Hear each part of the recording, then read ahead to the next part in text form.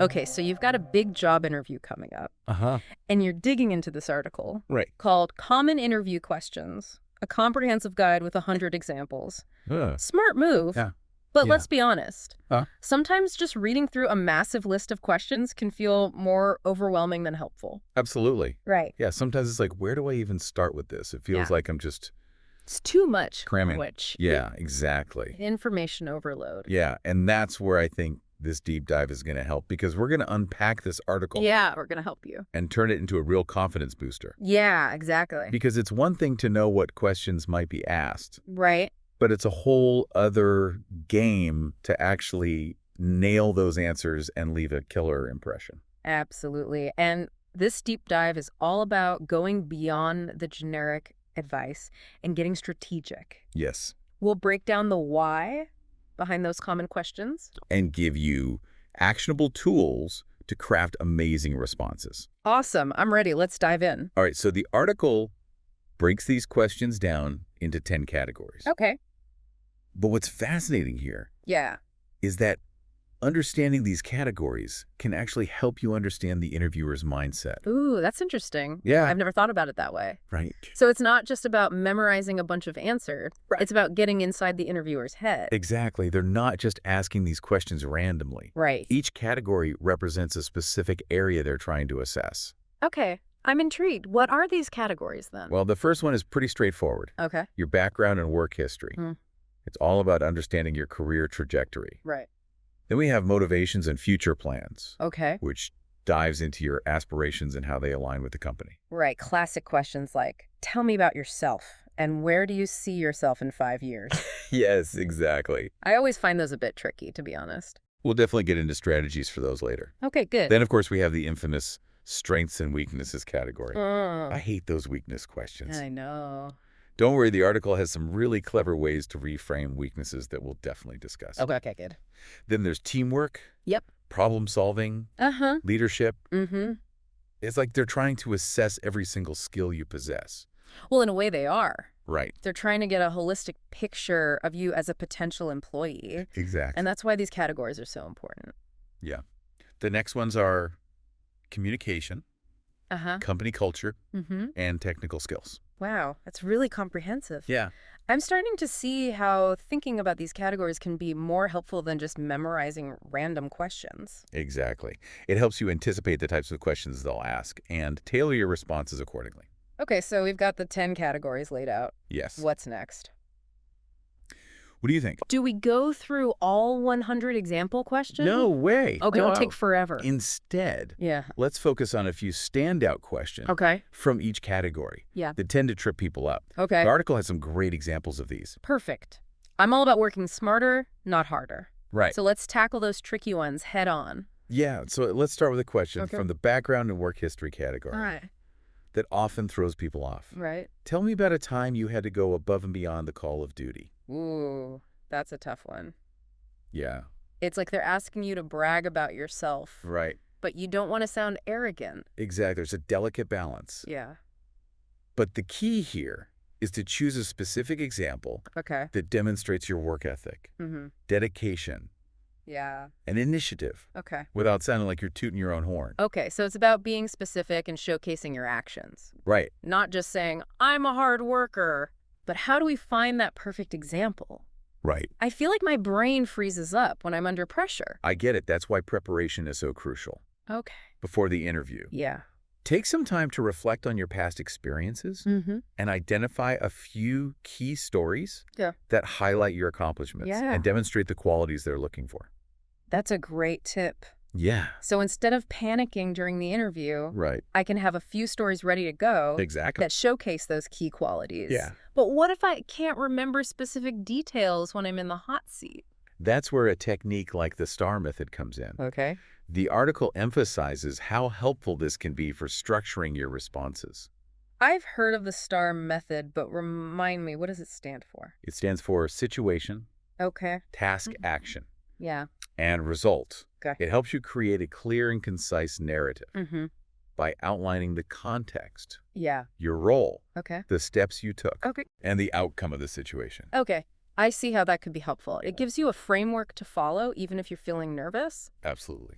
So how would I apply the STAR method to the going above and beyond question? Let's say you were working on a project Okay. that was facing a tight deadline, Uh-huh. and you stayed late, Mm-hmm. collaborated with other teams, Okay. and ultimately delivered exceptional results. Right. You could use the STAR method to tell that story in a way that highlights your initiative and commitment.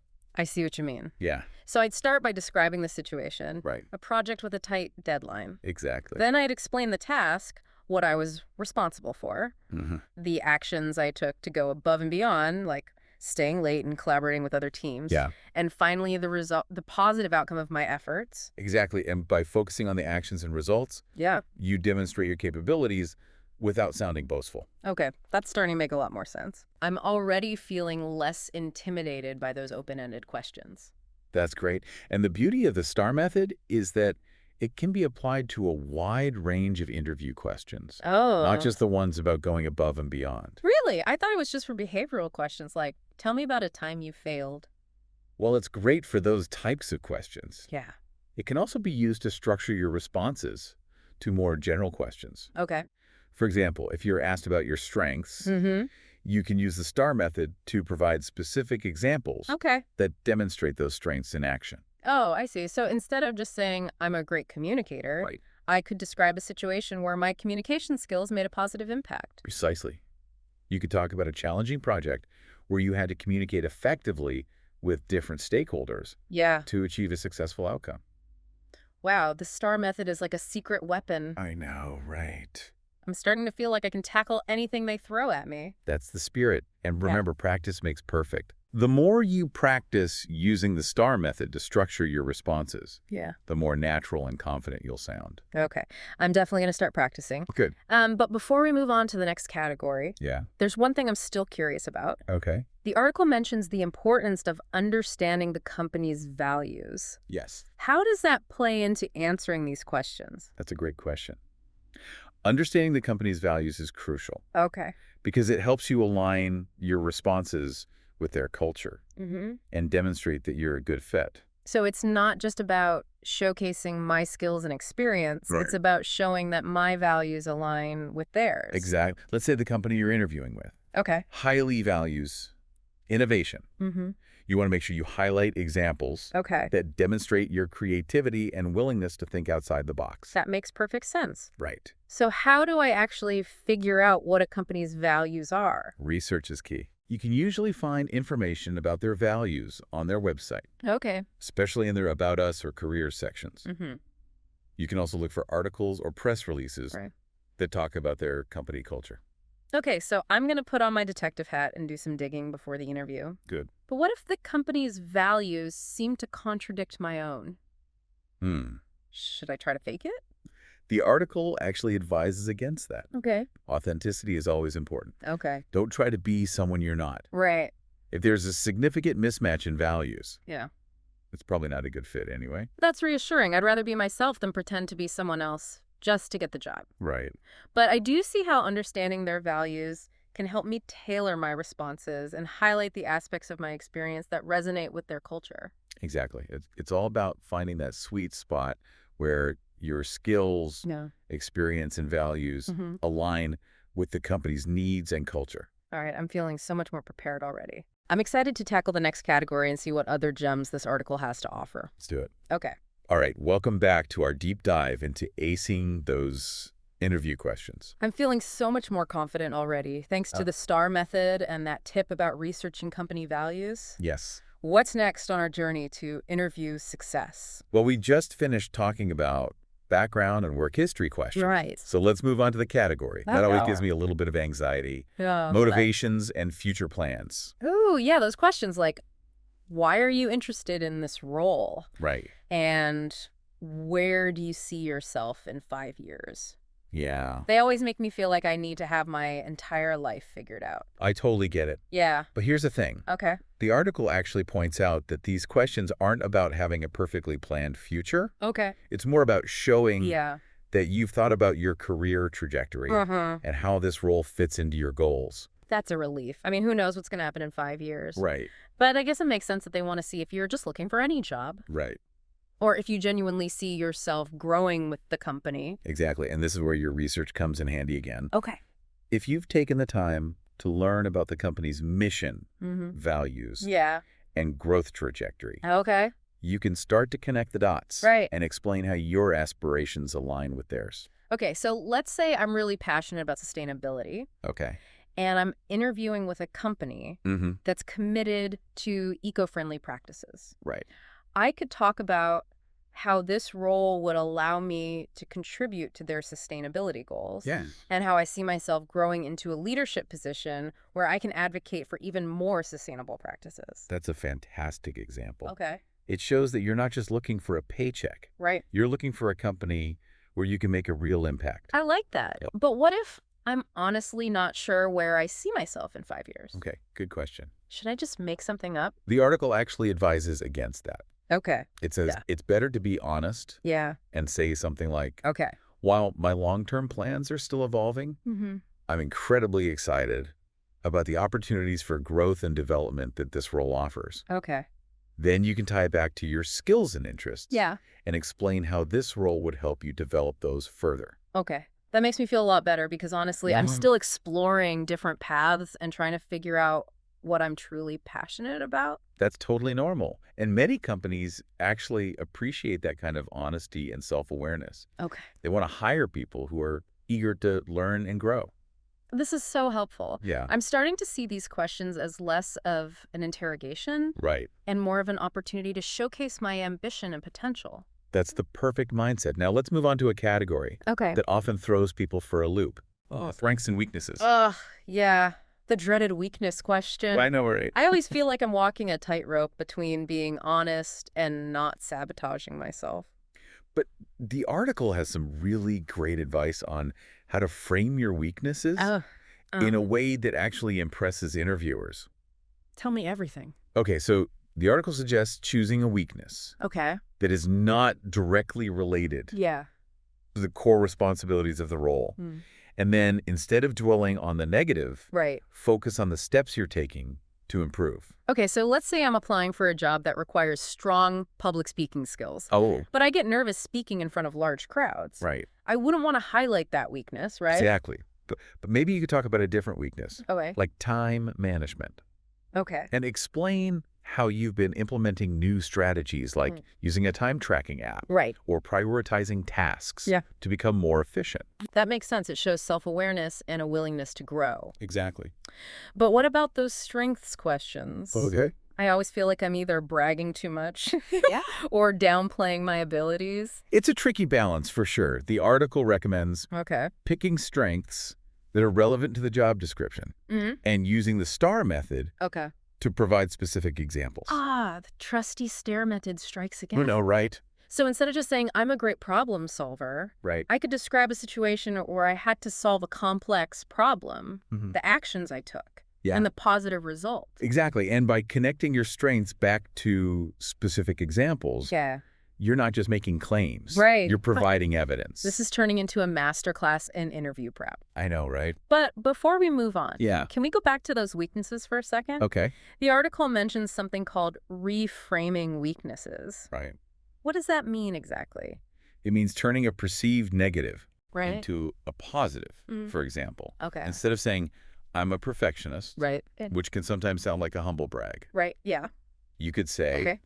I have high standards for myself, and I'm always striving to deliver the best possible results. Okay. Sometimes that means I need to be mindful of deadlines Mm-hmm. and delegate tasks effectively. Ooh, I like that. Yeah, It shows that you're aware of your tendencies and you're actively working on strategies to manage them. right. It's honest, but it also frames it as a strength. Exactly. And that's what reframing is all about. Yeah. It's about presenting your weaknesses Mm. in a way that highlights your self-awareness, Yeah. your commitment to growth, Uh-huh. and your ability to adapt. This is mind-blowing. I know. I'm starting to see these weaknesses as opportunities to show off my maturity and problem-solving skills. That's the goal. And remember, the more you practice reframing your weaknesses, Okay. the more natural and confident you'll sound. Okay. I'm ready to tackle some more challenging categories. What's up next? Let's dive into the world of teamwork Okay. and see how this article can help us navigate those tricky group dynamic questions. Bring it on. I'm feeling like I can handle anything now. Okay, we're back, and I'm feeling pumped. Yeah. This deep dive into common interview questions has been a game It's changer. just really interesting stuff. Seriously, I used to dread those teamwork questions. Yeah. But after unpacking this article with you, I actually feel ready to talk about my experiences, Good. even the not-so-great ones. That's the power of preparation, right? Yeah, and the article's approach to teamwork questions is really insightful. Yeah. It's not just about saying I'm a team player. Right. It's about demonstrating how you effectively collaborate, Mm-hmm. handle conflicts, and contribute to a team's success. Right, and giving specific examples of how you've done all those things. Yeah, I used to think that interviewers just wanted to hear about perfect teamwork experiences Yeah. where everyone gets along and there are no disagreements. But this article makes a good point. Yeah. Challenges are inevitable in any team environment.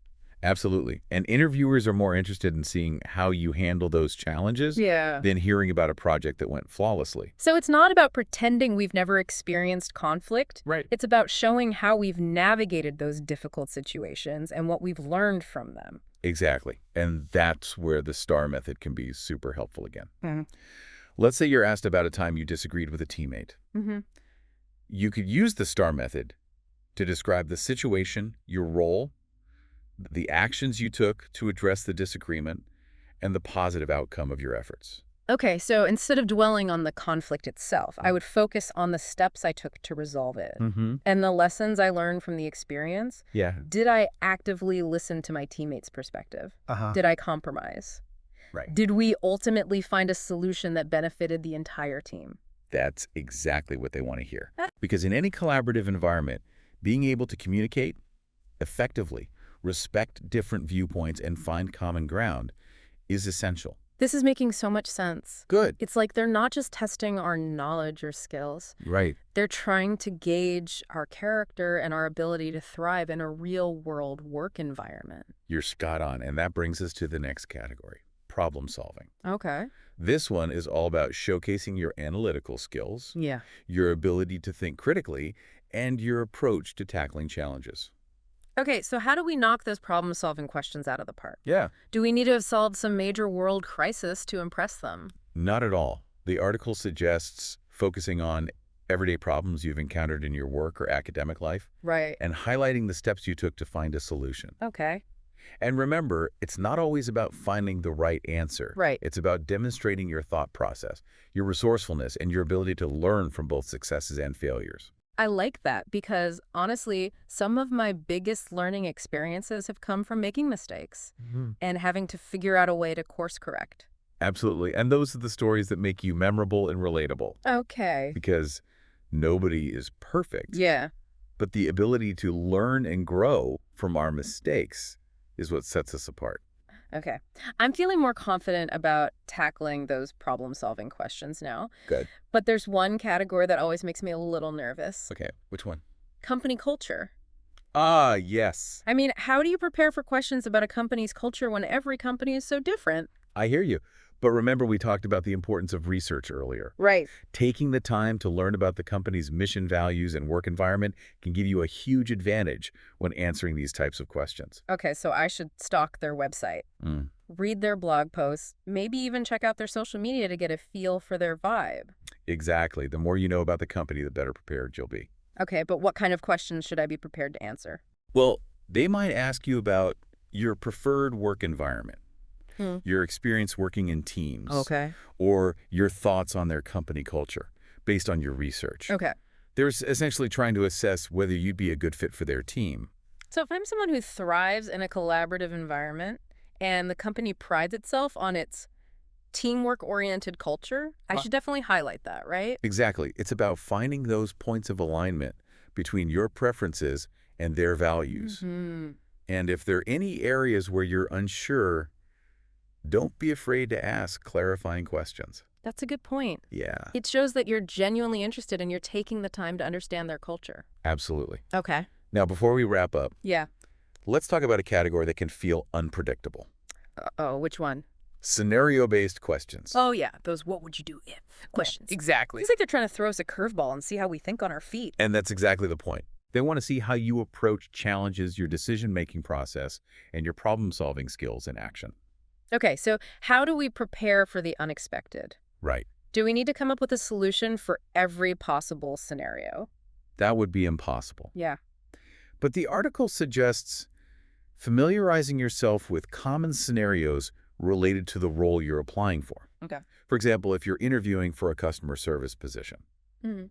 think about how you would handle a difficult customer interaction or a product malfunction. Okay, so it's about thinking through those real-world challenges and having a framework for approaching them. Exactly. But what if I freeze up and can't think of a solution on the spot? It's okay to take a moment to gather your thoughts. Okay. You could even say something like, "That's a great question. Right. Let me take a moment to consider the best approach." Oh. It shows that you're thoughtful and you're not just rushing to give an answer. That's reassuring because I think sometimes we feel pressured to have an instant answer, Right. but it's okay to pause and think things through. Exactly. And remember, even if your answer isn't perfect, the interviewer is more interested in seeing how you think and how you approach problem solving. Wow. This deep dive has been incredibly insightful. Good. I'm glad to hear that. I feel like I've gone from feeling intimidated by these common interview questions to actually feeling excited to tackle them.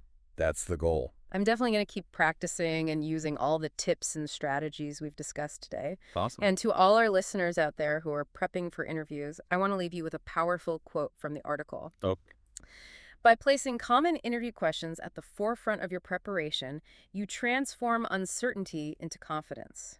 So true. So take a deep breath, believe in yourself, and go rock those interviews.